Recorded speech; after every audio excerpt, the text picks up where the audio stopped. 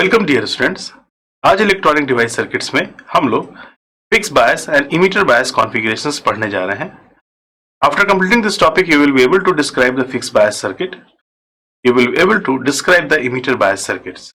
ये सब बायसिंग्स कॉन्फ़िगरेशंस की टेक्निक्स हैं जो कि अलग अलग मेथोडोलॉजी में यूज होती हैं। फिक्स बायस और इमीटर बायस में फर्क ये है कि एक की स्टेबिलिटी बहुत अच्छी नहीं होती है और एक की स्टेबिलिटी ज्यादा अच्छी है, यानी कि वो डिपेंड करता है एक्सटर्नल रेजिस्टेंस पर। तो ये सारी चीजें हम लोग कैसे एनालाइज करते हैं, फिक्स बायस कैसा दिखता है और हम लोग उसको कैसे बनाते हैं, इन सब चीजों के बारे में हम लोग जानते हैं फिक्स बायस कॉन्फ़िगरेशन में। This is the part of the DC analysis and in DC analysis we perform the transistors on only DC input, यानी कि सिर्फ डीसी इनपुट पर हम लोग बात करते हैं ट्रांजिस्टर के बिहेवियर की। उसके अंदर जो भी करंट फ्लो होता है वो सारे डीसी होते हैं और उन्हीं सारे सर्किट्स को हम लोग एनालाइज करने की कोशिश करते हैं।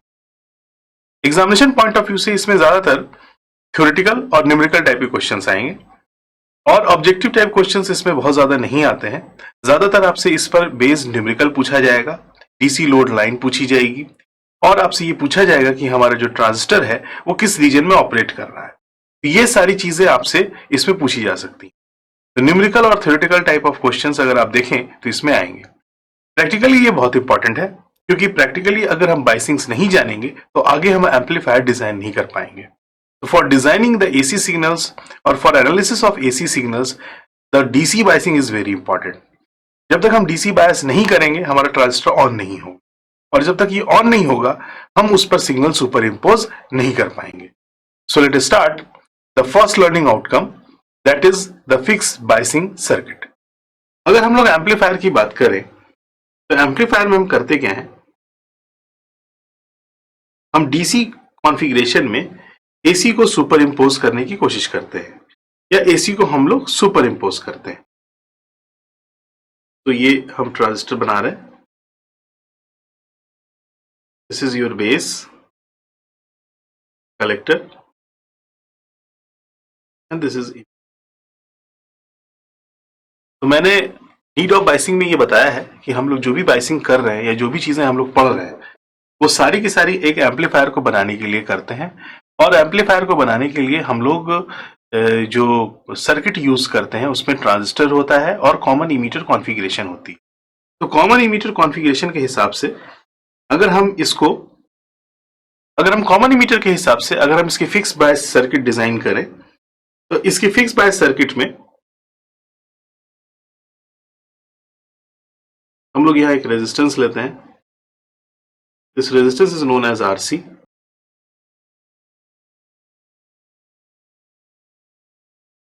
This is RB.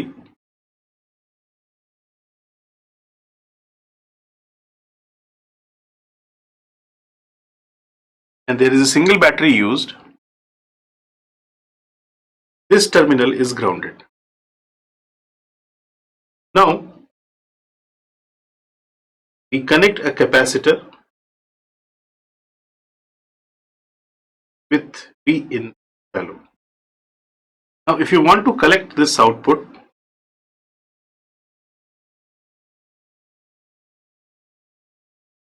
you have to collect this V naught here.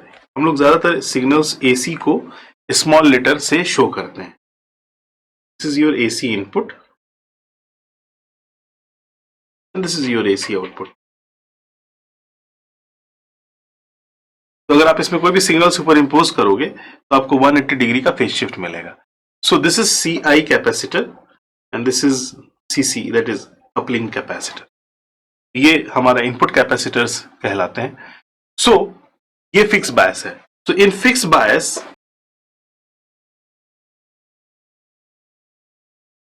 Use a single battery for the biasing of transistor. तो अगर आप इसमें देखो तो इस जगह पर अगर हम इसको फॉरवर्ड बायस कर रहे हैं, so this value will be V plus minus V and this value is VCB and this is positive and negative VCB and this value is VCE. This is positive to negative VCE. तो ये हमारे terminals के voltages होंगे. So now first of all अगर हम इसको analyse करना चाहें तो फॉर द डीसी एनालिसिस,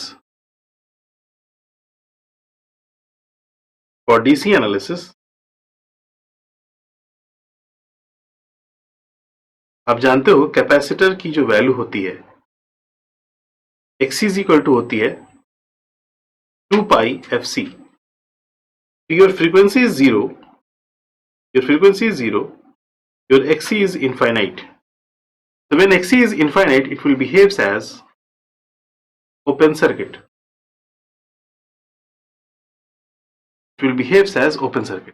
तो अगर ये ओपन सर्किट बिहेव करेगा तो सारे कैपेसिटर्स को हम लोग यहां से हटा सकते हैं.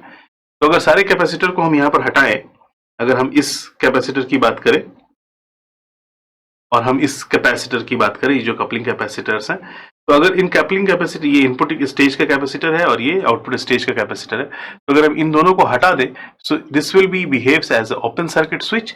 यानी कि अगर हम इसकी मॉडिफाइड फिगर देखें,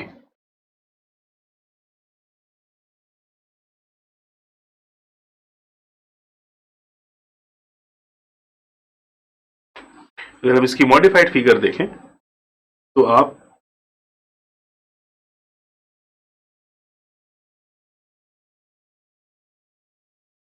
एक ट्रांजिस्टर लोगे और यहां पर हम इन्हीं सारे रेजिस्टेंस को लगाते हैं.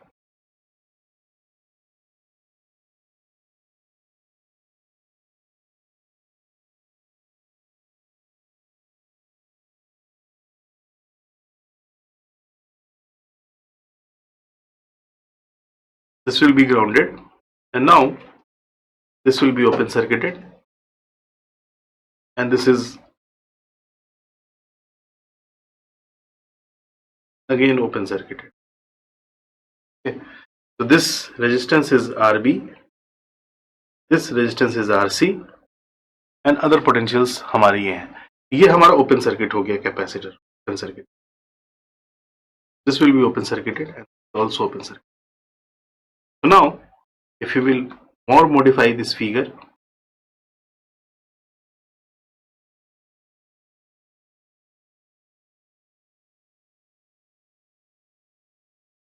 बैटरीज को हम अलग अलग कर दें. So if you modify it with figure, आप यहां देखोगे इस जगह पर भी जो पोटेंशियल है दैट इज सी, और ये VB डिपेंड करेगा इस RB रेजिस्टेंस पर. इस रेजिस्टेंस की वैल्यू हम ज्यादा रखेंगे और RC की वैल्यू कम रखेंगे. For designing purpose your RB is greater than your RC. ये हमारे डिजाइनिंग के मेथोडोलॉजी में हम देखते हैं, क्योंकि अगर हम ये RB रखेंगे तो हमारा कम करंट जाएगा और VB की वोल्टेज हमको कम मिलेगी. RC रखेंगे तो we want more and more collector output. So this will be VCC, this is again VCC voltage. ठीक है. तो यहां पर जो हमारा करंट फ्लो होगा, अगर हम इसको एक्टिव रीजन में ऑपरेट करा रहे हैं, तो अगर हमारे इसमें करंट फ्लो होगा, this will be your IB current, capital में लिखेंगे. This will be your IC current and there will be the IE current. You can see this is VBE and this is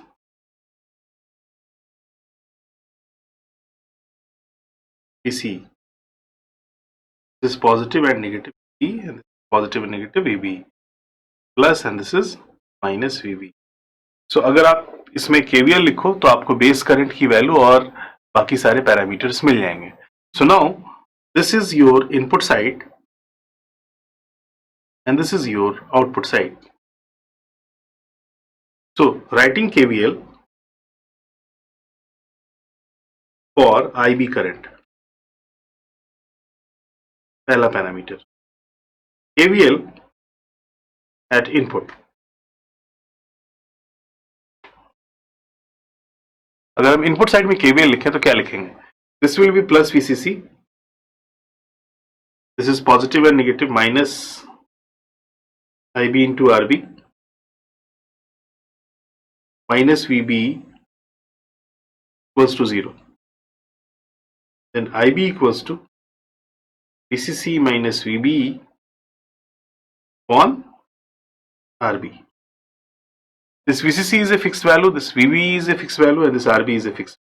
So you will get a constant value of IB current. So this is your equation number 1. Number 2 parameter. For IC, you can write it IC equals to beta IB. Very simple. ज़्यादातर इसमें configurations में solve करना बहुत आसान है. IE equals to हम क्या लिख सकते हैं, बीटा प्लस 1 IB. तो मैथमेटिकली अगर हम चाहें तो थोड़ा सा बहुत एग्जैक्ट वैल्यू लाने के लिए हम ये सारे पैरामीटर्स यूज कर सकते हैं. So this is the second parameter, that is IC and IE. Third, for VCE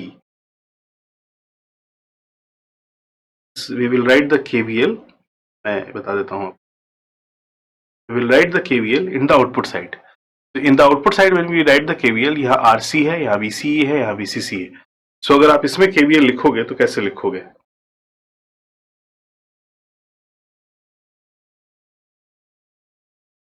KVL in output.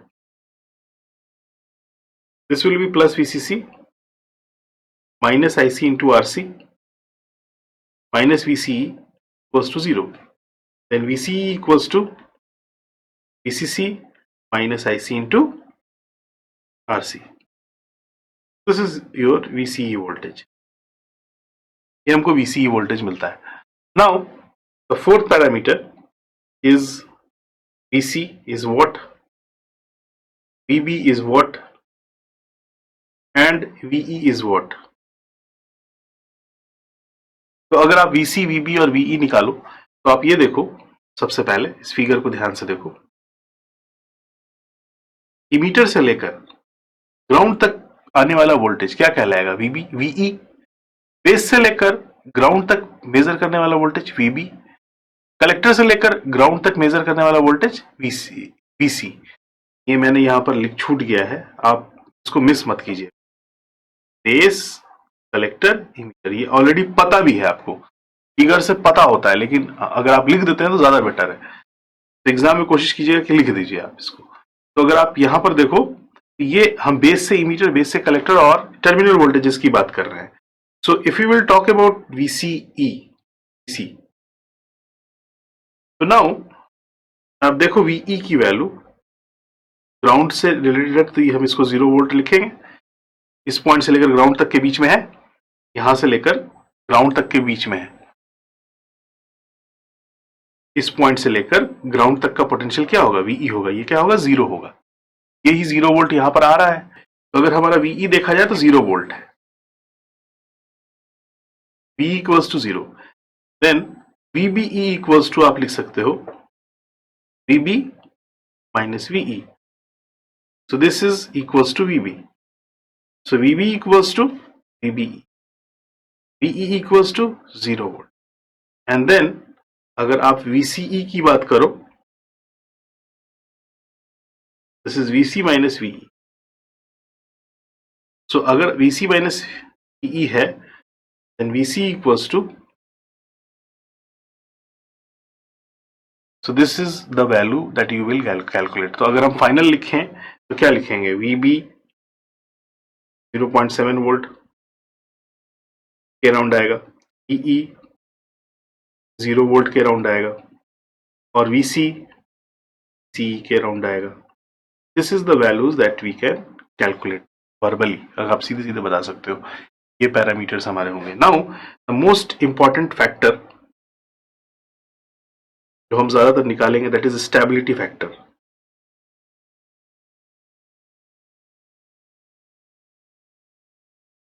is equals to beta plus 1 minus beta delta IB upon delta IC. तो IB की value क्या है? VCC minus VBE upon RB. This value is constant. Then delta IB upon delta IC is 0.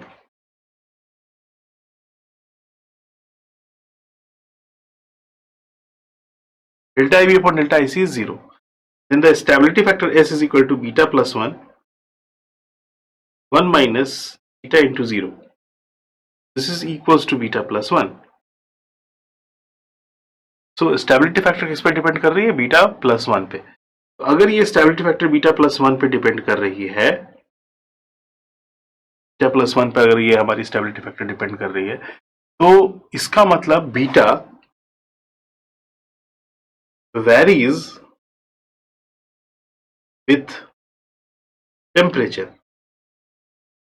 ठीक है, beta very कर जाता है temperature के हिसाब से. So poor stability factor, poor stability factor. ठीक है, इसलिए इसका जो स्टेबिलिटी फैक्टर होता है वो पुअर होता है, टेम्परेचर के हिसाब से स्टेबल नहीं होगा. So for we have design the another configuration that is known as the emitter bias configuration. So this was the all about the fixed bias circuits configuration. So students, we have completed our first learning outcome, that is fixed bias circuit. I hope आपको समझ में आया होगा. So students, now we will see our second learning outcome, that is emitter bias circuit. So this is the configuration of emitter bias circuit.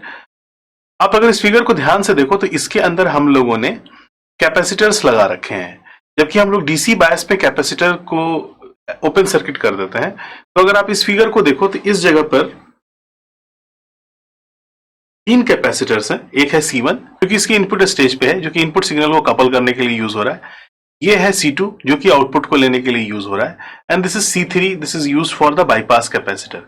इसको bypass करने के लिए ये हम लोग यूज करते हैं. तो जितने भी सिग्नल्स होते हैं अगर देखें तो यहाँ पर डीसी सिग्नल और इधर से एसी सिग्नल हमारा बाईपास हो जाता है. एसी सिग्नल अगर यहाँ पर बाईपास होगा तो सिंपल सी बात है, ये शॉर्ट सर्किट होगा. अगर ये शॉर्ट सर्किट होगा तो एटेन्यूएट नहीं हो पाएगा. मतलब जो भी सिग्नल आप यहाँ पे बाईपास करोगे एसी सिग्नल, अगर वो रेजिस्टेंस के थ्रू जाता है तो एटेन्यूएट हो सकता है. इस रेजिस्टेंस के चलते उसको रुकावट फेस करनी पड़ सकती है. So the signals get attenuate and if it will be bypass through this C3 capacitor, सारा का सारा इमीटर जो करंट है, ये जो सारा का सारा इमीटर सिग्नल्स है वो इधर से बाईपास हो जाएगा. Then it will be feedback to this point, और यहाँ पर हमारा IC प्लस स्मॉल IC आएगा और फिर वो दो पार्ट में बटेगा. That will be the capital IC and this will be small IC and then this will be capital IE and this will be small IE. तो अगर आप देखो तो इसमें हम ये DC एनालिसिस AC एनालिसिस जब करते हैं तो हम इन सारी चीजों को कपल करते हैं. It means this capacitor is used, C1 and C2 are coupling capacitors.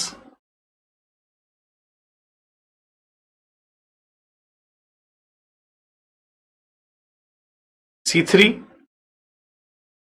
is bypass capacitor. ठीक है, C3 हमारा बाईपास कैपेसिटर है. तो फॉर द डीसी एनालिसिस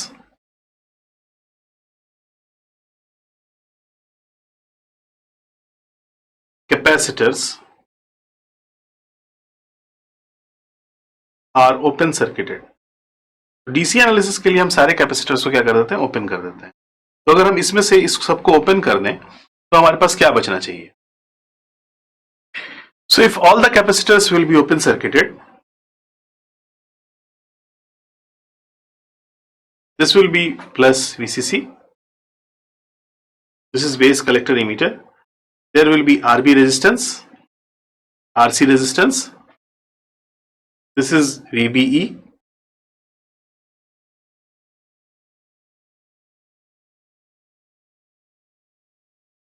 ये VCE voltage. Now there is 3 current flow. One is your IB, second is your IC, and third is your IE.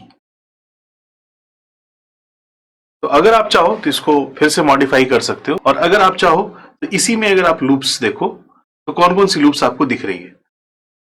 तो ऐसा करते हैं, इसको और अच्छा बनाने के लिए हम थोड़ा सा इसको मॉडिफाई कर देते हैं. तो अगर हम इसको मॉडिफाई करें,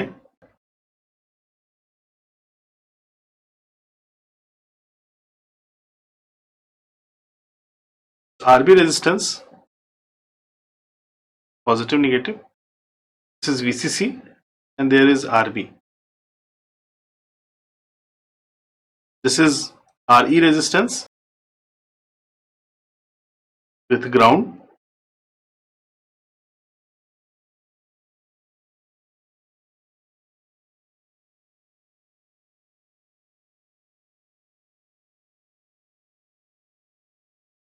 This is VCC again. So this resistance is RC, this is RE and this is RB. तो अगर आप देखो तो आगे जो सेल्फ बायस भी हम पढ़ेंगे वो भी कुछ इसी पर ही बेस्ड है. This is positive, negative. This is positive, this is negative. CB and this is VCE. That is positive and negative. So all the currents are, this is IB, this will be IC and this will be IE. So if you will see, there is the input side and there is the output side. So now if you will write the KVL at input, तो अगर आप इसमें KVL लिखोगे तो क्या लिखोगे? Plus VCC plus minus IB into RB minus VBE minus IE into RE equals to 0. So अगर आप IC को और IE को लगभग बराबर मानते हो तो आप इस जगह पर लिख सकते हो बीटा IB. तो आपका IB का वैल्यू क्या होगा? तो आप लिखोगे IB into RB beta IB into RE VCC minus VB. This will be IB into RB plus IE into RE equals to VCC minus VB. लिखा जा सकता है. So if your IB is taken common, this will be RB plus beta RE equals to VCC minus VBE. Then IB equals to, means your base current, VCC minus VBE divided by RB plus beta RE. So this is the value of your base current. Now for calculating the IC value, you can write it IC equals to beta IB or IE equals to beta plus 1 IB. ये equations आप लिख सकते हैं. For VCE, because these two are the operating point. These two are operating point. जब हम DC load line के numericals बनाएंगे तो ये हमको बहुत समझ में आएगा अच्छे से. तो हम ये सब न्यूमेरिकल्स वगैरह पर फोकस करेंगे. तो for VCE, you will write it KVL at output. This will be plus VCC minus IC into RC minus VCE minus IE into RE. अब ध्यान से देखना सर्किट को, यही KVL आपका आएगा. Minus IC into RC, VCE बाकी सारे VCC से घटते ही जाते हैं. So this VCE equals to, you can write it VCC minus, अगर हम दोनों को बराबर मानते हैं तो आप लिख सकते हो IC common RC plus RE.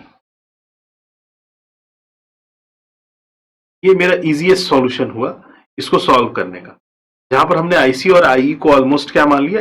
Equal मान लिया. तो this is for VCE. These are the parameters जो कि हम लोग इससे निकालते हैं. तो सबसे पहले पैरामीटर्स हमने निकाला IB current, this is IB, फिर हमने निकाला IC, फिर हमने निकाला VCE. Now we will talk about short में लिख लो stability factor. KVL at input. अगर हम इनपुट के KVL को देखें तो हम उसमें क्या लिखते हैं?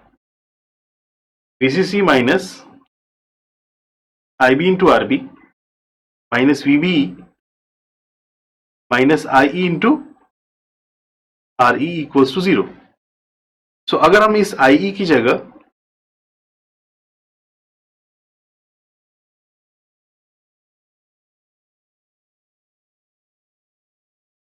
इस I की जगह IC प्लस IB लिख दें तो कोई फर्क नहीं होगा। तो IC into RE minus IB into RE लिखा जा सकता है, इक्वल्स टू 0 लिखा जा सकता है। सो differentiating with respect to IC, you will get this value 0. This is delta IB upon delta IC into RB. This value will be 0. This is minus RE. This is again delta IB upon delta IC into RE equals to 0. So what is delta IB upon delta? This is minus RE and this will be taken as delta IB upon delta IE equals to RE divided by RB plus RE and this is the negative value. ये हमारी value आएगी. So now from the stability factor S, 1 plus beta, 1 minus will be plus RE divided by RB plus RE. So इस पर ये value depend करेगी stability factor की. ठीक है, तो जितना ये टर्म हम RB प्लस RE को इंक्रीज करेंगे उतना ये टर्म हमारा बढ़ेगा, उतना ये पूरा का पूरा टर्म क्या होगा, घटेगा. और जितना ये घटेगा उतना इस बीटा की वैल्यू क्या होगी, कम. बीटा मल्टीप्लाइड बाई कम, लोअर फैक्टर से कम होगा. तो जितना ये वैल्यू कम होगी उतना हम +1 में कम जोड़ेंगे और स्टेबिलिटी फैक्टर हमारी डिक्रीज करेगी. सो डिपेंड करेगा RB प्लस RE पर सब चीज. तो यानी कि इस पर अगर आप देखो ध्यान से, इस जगह पर ये जो फैक्टर है that is RE divided by RB plus RE. So this resistance can be varied externally. आप इसको बाहर से चेंज कर सकते हो, आप इसकी अलग अलग वैल्यूज को ला सकते हो. तो अगर आप इसकी अलग अलग वैल्यू को लाओगे, अगर इसमें यहाँ पर पुट करोगे तो बीटा से मल्टीप्लाइड किया हुआ जो फैक्टर है वो इस पर डिपेंडेंट हो जाएगा. और अगर ये इस पर डिपेंडेंट हो जाएगा तो सिंपल सी बात है कि हम स्टेबिलिटी को वेरी कर सकते हैं by changing this values of resistance. तो जैसे जैसे आप इन वैल्यूज ऑफ रेजिस्टेंस को चेंज करोगे हमारी स्टेबिलिटी फैक्टर्स क्या होंगे, वो हमारा उसी हिसाब से स्टेबल होगा. कम होगा, ज्यादा होगा, ये डिपेंड करेगा कि हम RE और RB के फैक्टर्स को क्या रख रहे हैं. सो this is the stability factor in emitter bias configuration. Now if you will see in this basic figure, this is the emitter resistance. तो ये जो emitter resistance है that is common in input and this is common in the output.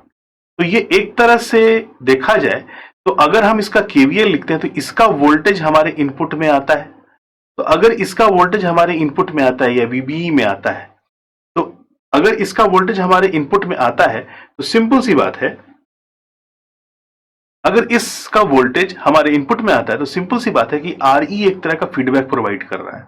So RE resistance is used to provide the feedback to the input side. Output के लिए तो है ही है, लेकिन ये इनपुट को भी आउटपुट का कुछ फैक्टर यानी कि इसके अक्रॉस आने वाला जो वोल्टेज है वो हमारा यहाँ पर फीडबैक हो रहा है एज एन आउटपुट इनपुट में. So this RE resistance is used as a feedback of emitter या common emitter configuration.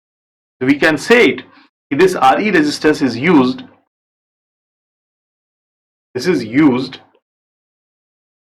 as a feedback resistance, as a feedback resistance